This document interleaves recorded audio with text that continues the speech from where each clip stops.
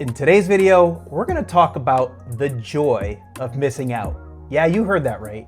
Not the fear of missing out, the joy of missing out, and how a simple mindset shift can help you get solace and peace of mind when you miss out on things.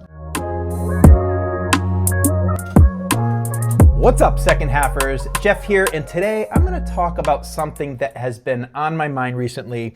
And with the summer in full swing, it feels like every weekend my wife and I have something going on, from graduation parties, backyard barbecues, dinners out with friends, you name it. And while I'm blessed to have a very healthy social life, and I do not take that for granted for a second, sometimes I get to the point where I need a break. Now, I remember growing up, I didn't want to miss out on a thing. And if someone was having a party and I was invited, I was there because I didn't want to miss out on a good time. And it would be those times where there might have been a conflict in schedules or I was away, and there was this fear that set in. And that fear for me was gripping, and I hated missing out on things.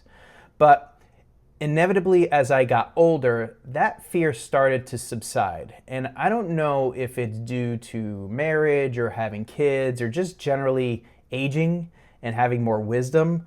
But when I think about the reasons for me, I can boil it down to maybe 2 or 3 main things. So first of all, I think having wisdom, or having the wisdom of experience, helps. So remember back to your 20s and 30s, when we're trying to build careers, establish ourselves both personally and professionally, and you adopt this keeping up with the Joneses mentality. And if you miss out on something, you think you might jeopardize an opportunity.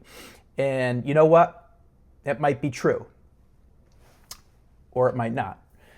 It then became some sort of a rat race, and you find yourself chasing everything. And most of us go through that, but over time, we start to realize the chase isn't really that all fulfilling, right? So I think wisdom and going through that phase and having that experience is important to move from FOMO to JOMO. Now, with that wisdom in mind comes perspective. We build this new definition of what missing out means to us. So for instance, at one time, a raging party with all of your friends until the wee hours in the morning sounded great. But now, a nice quiet dinner with your spouse or significant other and a 10 p.m. bedtime sound amazing. And yes, I'm showing my age here, but it's true. This doesn't mean you're never gonna go to a party again with your friends. It just means your preferences and your perspective has changed. And over time, you learn you don't need to be everything to everybody, and it becomes more important to be something to somebody. And I've noticed as I've aged, my circle only shrunk. There's only so much time, and you start to really hone in on the people that really matter in your life. And it's not about doing less, it's more about doing the right things with the right people, also with the right mindset. So here's a recent example.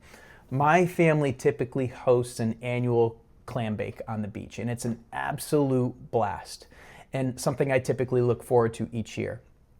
And they do it right. They dig out a large pit in the sand. They start an all-day fire. They get the sand oven hot, and they throw a ton of seafood in there, lobsters, clams. They put some corn in there. They throw it in the pit to cook, and it's an absolute spectacle. And tons of people come out, lots of family, lots of friends. And this year, I consciously made a plan that weekend to not be in town, and I took my wife on a quick night away to Rhode Island, so out of state. And when I tell you, I didn't even think for a second about that party when I was there, even though it was happening at the same time, and I really enjoyed my time alone with my wife away. It gave me so much peace. Nobody cared that we missed it. I didn't care that I missed it. And it felt absolutely great and, to be honest, liberating, right? And I'm finding myself doing this more often as I age. I realize time is finite, and I'm becoming more selfish with that time. And it's okay. because I get to choose. And guess what? I don't need excuses. If I don't want to attend an event or go to dinner, I could say no. And it's so empowering. So I'm not sure who this video might be good for. As I build out my channel and I navigate the types of content I want to put out there, part of Second Half Jeff is talking about how to live the rest of my life with intention. And maybe this resonates with one or two of you out there, and I would love to hear your thoughts or in the comments and how you find yourself navigating these types of situations. And do you feel the same way?